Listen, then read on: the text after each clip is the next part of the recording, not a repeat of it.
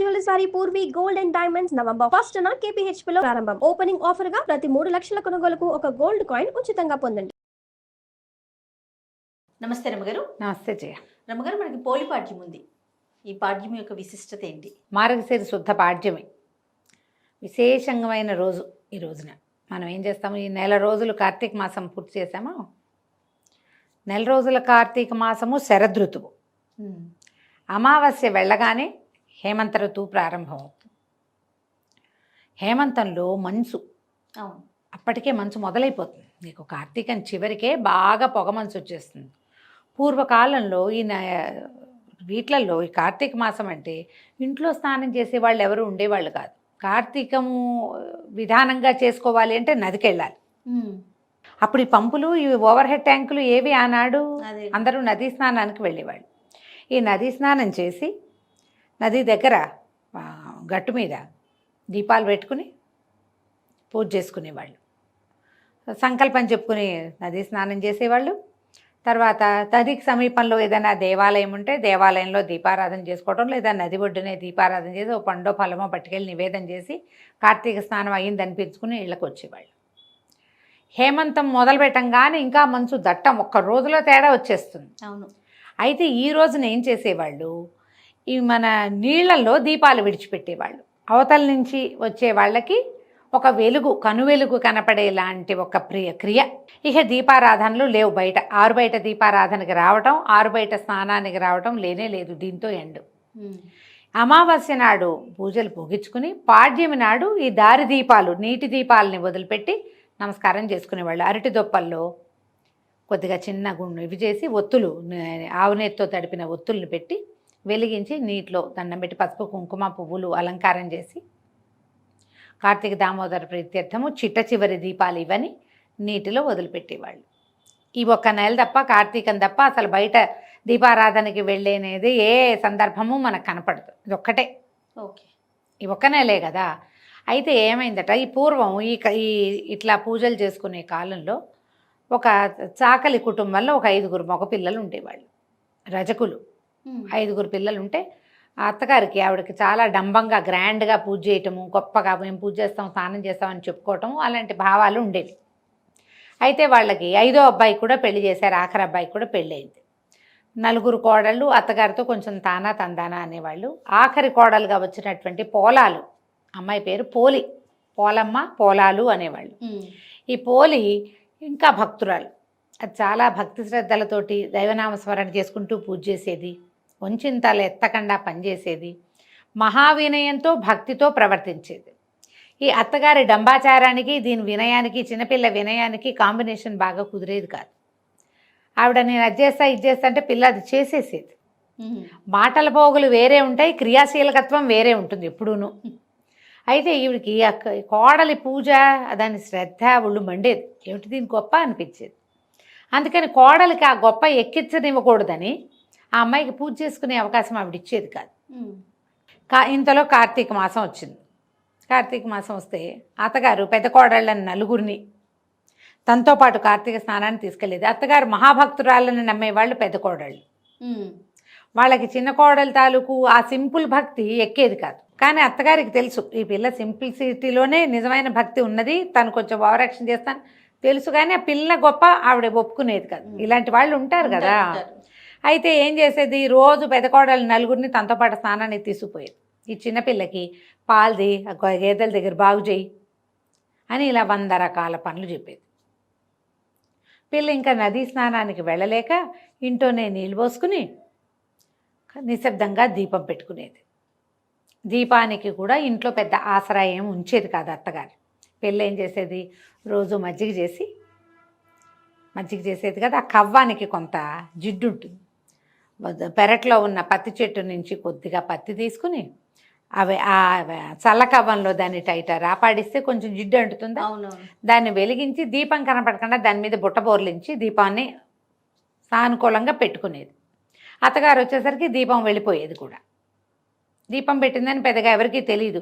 తనకు దేవుడికి తెలిస్తే చాలు, జనాలు చూడటం ఎందుకు, మన దీపాలు ఇప్పుడు మనం ఎట్లా అయ్యాం, మనం ఏం చేస్తున్నామో ప్రపంచమంతా చూడాలి. ప్రపంచం కోసమే, ప్రపంచం కాదు, మనం లేవు, దేవుడు అసలు లేడు. అసలు మిగిలిందంతా ప్రపంచమే. అవునండి.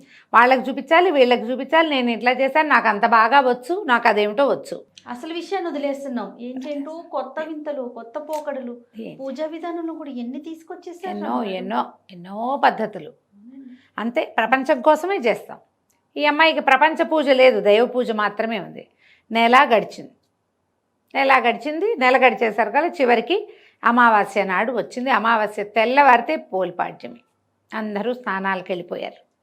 నది ఒడ్డున దీపాలు వదిలిపెట్టారు. నదిలో దీపం మరి దీపాలు వదిలిపెట్టాలని క్రియ ఉందిగా, వాళ్ళంతా దీపాలు వదిలిపెట్టుకుని పెటక బెల్లాలు పంచిపెట్టుకుని అందరికీ ముత్తైదులకి బొట్లు కాటికలు పెట్టి బోల్డ్ చేసుకున్నారు. ఈ పిల్ల అయ్యో ఈ ఆఖరి రోజునైనా నీటిలో దీపం వదిలిపెట్టలేకపోతేనే ఇట్లా చేసుకున్నాను అని ఏం చేసింది, మళ్ళీ కాస్త ఒత్తి తీసి చిలికిన వెన్నని ఆ ఒత్తికి పట్టించి దీపం వెలిగించి ఏం చేసింది, దండం పెట్టుకుని నీటిలో వదలాలి. వాకిట్లో చాకటి బాణ ఉంది, వాళ్ళకి చాకింటి బాణ అంటారు. పెద్ద బాణలు ఉంటాయి రజకుల దగ్గర, ఇది వరకు ఉండేవి. ఇప్పుడు ఏం చేస్తున్నారో అని కమ్ము బిడవటం అని ఒక పద్ధతి ఉంటుంది. కమ్ము బిడవటం అంటే ఈ బాణని పొయ్యి మీద ఎక్కించి కింద మంట పెట్టి చవుడు సున్నము అవి వేసి బట్టలు, తెల్లటి బట్టలు అందులో పడేస్తే నీరు కావి రంగతపై తెల్లగా బట్టలు ఉడికి వాటి మధ్యలో ఇంచి ఉన్న మురికంతా పోయేదన్నమాట. కమ్ము పిడిచేవాళ్ళు, అదొక పద్ధతి ఉండేది. నా చిన్నప్పుడు నేను కూడా చూసేదాన్ని, నాకు బాగా తెలిసేది. బట్టలు కాగులో వేసేసేవాళ్ళు అనమాట. ఈ పెద్ద బాణ, ఎక్కువ బట్టలు జాడించడానికి కూడా ఆ బాణ వీలుగా ఉండేది. బాణలో నీళ్లు ఉన్నాయి. ఈ అమ్మడి ఏం చేసింది, దీపం వెలిగించిందిగా, వెలిగించిన దీపాన్ని బాణలో వదిలిపెట్టింది. బాణలో అది ఇట్లా కదులుతోంది. దండం పెట్టుకుంది, ఇదే నదనుకో నాయన, ఇదే నదనుకో, నేను ఇంతే చేయగలుగుతాను, కానీ పద్ధతి విధానం మాత్రం మానకుండా దండం పెట్టుకుంది. ఎప్పుడైతే ఈ పోలి నీటిలో వదిలిపెట్టి కార్తీక దామోదర ప్రీత్యర్థం ఈ దీపాన్ని వదిలిపెడుతున్నానని పెట్టుకుందో, వెంటనే వైకుంఠంలో ఉన్న విష్ణు పార్షదులకి ఆజ్ఞ వచ్చింది. భూలోకంలో ఫలానా ఒక పల్లెటూరులో రజకుల ఆ ఇంటి కోడలు ఆఖరి పిల్ల పోలి ఆ అమ్మాయిని తీసుకురండి అని. విమానం వచ్చింది. విమానం దిగుతోంది, పైనుంచి దిగుతుంటే ఈ చెరువు గట్టునున్న వాళ్ళంతా చూశారు. చూసి ఆ కోడళ్ళు అన్నారు, ఆహాహా మా అత్తగారు అద్భుతమైన భక్తురాలు, నెల రోజుల నుంచి తను దీపాలు పెట్టింది, తను స్నానం చేసింది, తను మంచి పని చేసింది, మాతో కూడా చేయించింది, మా అత్తగారి కోసమే విమానం వస్తుంది అనుకున్నారు. విమానం చెరువు గట్టున ఆగల, నది ఒడ్డున ఆగకుండా ఊళ్ళోకి వెళ్ళింది. ఊళ్ళోకి వెళ్ళి ఆ అమ్మాయిని, ఈ పోలమ్మని చేతులు పట్టి లోపలికి తీసుకున్నారు. విష్ణుమాల వీళ్ళు ఎలా ఉంటారంటే విష్ణు పార్షదులు సాక్షాత్ విష్ణు స్వరూపులుగా ఉంటారు. శంఖచక్రాలు ధరించి పద్మమాల అలంకృతులుగా ఉంటారు. మెడలో తామర పూల మాలలు ఉంటాయి. పెద్ద పెద్ద విశాలమైన నేత్రాలు, తిరునామాలు, సాక్షాత్ విష్ణు స్వరూపులుగా ఉంటారు. మీరు గమనించండి, విష్ణువాలయాల్లో గుమ్మానికి అటు ఇటు జయ విజయులు నుంచుంటారా, వాళ్ళు ఎట్లా ఉంటారు, శంఖచక్రాలు ధరించి శంఖచక్ర గదా పద్మహస్తులుగా ఉంటారు.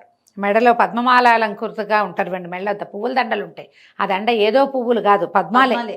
అవునండి. ఇక్కడి నుంచి ఇక్కడికి నేత్రాలుండి పెద్ద పెద్ద పట్టివర్ధనాలు ధరించి సాక్షాత్ విష్ణు స్వరూపులుగా ఉంటారు. వాళ్ళు ఎక్కించుకున్నారు అమ్మాయిని. ఎక్కించుకునేసరికల్లా విమానం చెరువు గట్టు మీద నుంచి వెళ్ళంగానే అమ్మో పోలికి విమానం ఎక్కేసింది, దాన్ని తీసుకుపోతున్నారు, నేను మాత్రం ఎందుకు వెళ్ళకూడదని అత్తగారు ఏం చేసింది, ఆ విమానంలో కొస కూర్చుని కాళ్ళు వేళ్లాడేసుకున్న పోలమ్మ 2 కాళ్ళు పట్టుకుంది అత్తగారు. అమ్మో మా అత్తగారు విమానం ఎక్కి ఎగిరిపోతుందని పెద్ద కోడలు, చిన్న కోడలు, నడిపి కోడలు, 4వ కోడలు అందరూ కలిసి ఈ ఒకళ్ళ కాళ్ళు ఒకళ్ళు పట్టుకున్నారు. పొడుగ్గా సాగుతూ వెళ్తుంటే ఈ లోపల ఉన్న వాళ్ళు వీళ్ళు ఉన్నారుగా విష్ణు పార్షదులు, మీ అందరికీ అవకాశం లేదు, ఇది పోలమ్మకే ఉందని ఏం చేశారు, అత్తగారి చేతులు కత్తితోటి విదిలించేశారు. విదిలించగానే అత్తగారు పడింది, ఆవిడతో పాటు 4 కోడళ్ళు ఢామని కింద పడ్డారు. పోలమ్మని స్వర్గారోహణ చేయించేశారు. ఆ అమ్మాయి మాత్రం విష్ణులోకాలకి వెళ్ళిపోయింది. సశరీరంగా పోలాలకి ఇది లభించింది. ఈ పోలి స్వర్గారోహణ స్వర్గారోహణ అని చెప్పుకుంటాం, కానీ వైకుంఠానికి వెళ్ళింది అమ్మాయి. ఈ కథ చెప్పుకుని దీంతోటే మనం కార్తీక మాసం నెల రోజులు చేసింది పూర్తవుతుంది. నీటిలో దీపం వదిలిపెట్టాలి. ప్రవహించే నీటిలో వదిలిపెట్టగలిగే అదృష్టవంతులు ఎవరైనా ఉంటే హాయిగా చేయండి ఆ పని. మనలాగా సిటీలో ఉన్నవాళ్ళు అలాంటివి చేయలేం కదా, అందుకని ఒక టబ్బులో నీళ్ళు వదిలిపెట్టి ఆ నీటిని కదిపి ఆ దీపం నడిచేలాగా చేసినా కూడా మంచిదే. అవకాశం ఉంటే అట్లా చేసుకోవాలి. మొన్న కృష్ణానదిలో స్నానం చేసి నేను అక్కడ మాత్రం దీపం విడిచిపెట్టి వచ్చాను. అవకాశం కుదిరింది, వెళ్ళాను. ఈ సంవత్సరం 2 రోజులు వరుసగా కృష్ణ స్నానం చేసాం మేము. అప్పుడు దీపం వదిలిపెట్టాను. సరే, కార్తీకంలో ఎప్పుడైనా మంచిదే, చివరి ఈ పాడ్యమి నాడు చేస్తే ఇంకా ఎక్కువ విశేషం. మేము ఈ అవకాశాన్ని బట్టి చేసుకోండి. పోలిపాడ్యంతో మనకి కార్తీక మాసం వ్రతం పూర్తయినట్టు అనమాట. ఈ రోజున ఏం చేస్తాము మనము, ముత్తైదులు ఎవరికైనా తాంబూలాలు ఇచ్చుకోవచ్చు. తెల్లవారుజామునే దీపాలు విడిచేస్తాం, రాత్రి కాదు. అవును, తెల్లవారే పాడ్యమి తెల్లవారుతోనే దీపం విడిచిపెట్టేసేయాలి, స్నానం చేయటం. దీంతో కార్తీక స్నానాలు కూడా ఎండనమాట.